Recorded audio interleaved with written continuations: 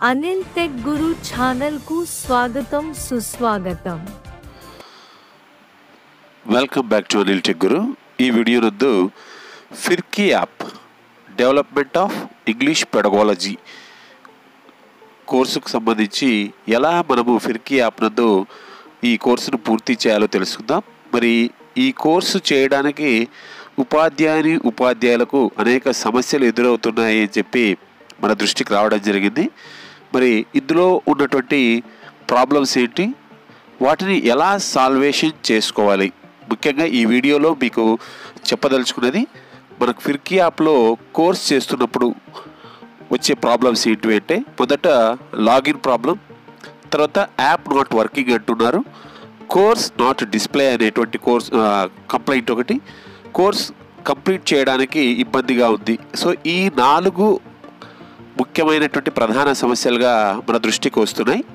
మరి ఈ సమస్యలను మనం అధిగమించడానికి ఏమి చేయాలి అనేటువంటి విషయాలను కూలంకషంగా ఈ వీడియోలో తెలుసుకుందాం. మరి ఈ వీడియోలో ఎక్కడ కూడా స్కిప్ చేయకుండా మీరు చూడండి.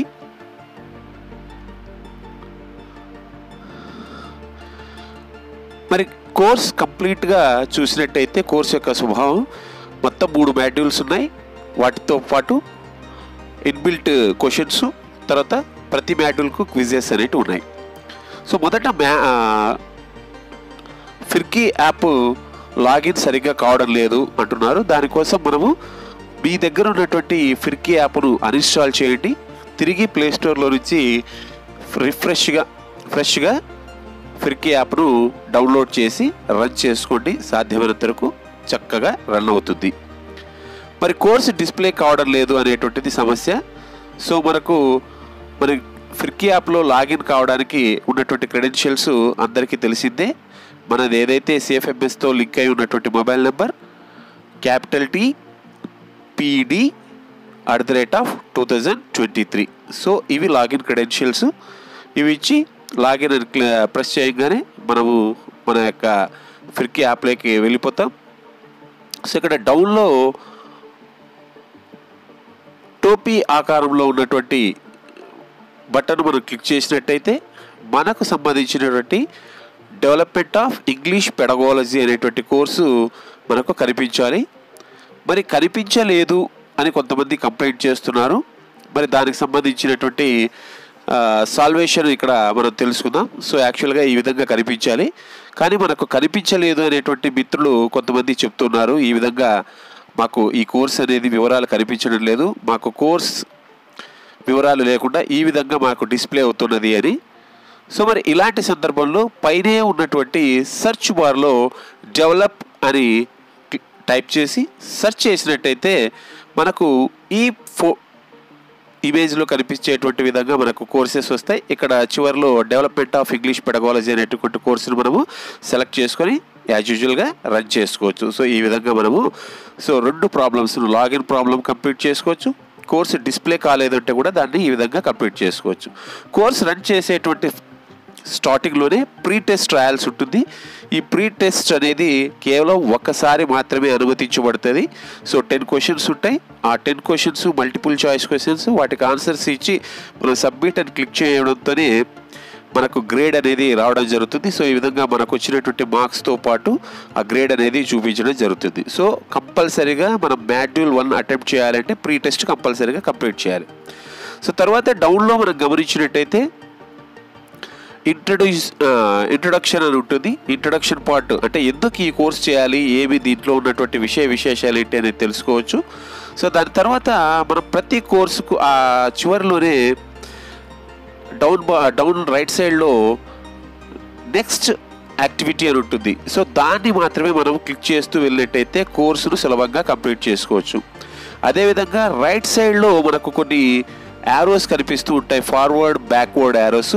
వాటి ద్వారా మనం కోర్సు యొక్క వీడియోస్ను ఫార్వర్డ్ చేయడం, బ్యాక్వర్డ్ చేయడం చేసుకోవడానికి అవకాశం ఉంటుంది. సో కేవలం ఆ బ్యాక్వర్డ్ ఫార్వర్డ్ యారోస్ను మాత్రమే మనం యూజ్ చేయాల్సి ఉంటుంది అన్నమాట. సో కోర్సు మధ్యలో చేస్తున్నప్పుడు కూడా మనకు ఇంటరాక్షన్ క్వశ్చన్స్ అనేటివి వస్తూ ఉంటాయి. ఆ interaction questions, so for example ఈ విధంగా ఇక్కడ వచ్చిన విధంగా క్వశ్చన్స్ వస్తాయి. సో వీటిని మనం ఇంగ్లీష్లో అయినా సరే తెలుగులో అయినా సరే చదువుకొని వాటికి సంబంధించినటువంటి ఆన్సర్స్ను మన ఇక్కడ రేడియో బటన్స్ ఉన్నాయి, వాటిని ఇవ్వడం జరుగుతుంది. ఇక్కడ మీకు ఇంకొక చిన్న సౌలభ్యం ఏంటంటే, ఒకవేళ మీరు ఏదో ఒక ఆన్సర్ ఇచ్చి ఇందాక మనం చెప్పిన రైట్ ప్యానల్లో టిక్ మార్క్ అనేది అంటే సబ్మిషన్ గుర్తు అనమాట, అది సబ్మిట్ మీద క్లిక్ చేస్తానే మన క్వశ్చన్ మనం ఇచ్చినటువంటి ఆన్సరు రైటా తప్ప చూపిస్తూ కరెక్ట్ ఆన్సర్ కూడా అక్కడే ఉంటుంది. దాన్ని గమనించి మిత్రులు సెకండ్ టైం ట్రై అగైన్ అనేటువంటి ఆప్షన్ యూజ్ చేసి ఆ ఆన్సర్ని యూజ్ చేసుకొని కూడా మనం ఇక్కడ చేయొచ్చు. చూడండి, మీరు గమనించవచ్చు.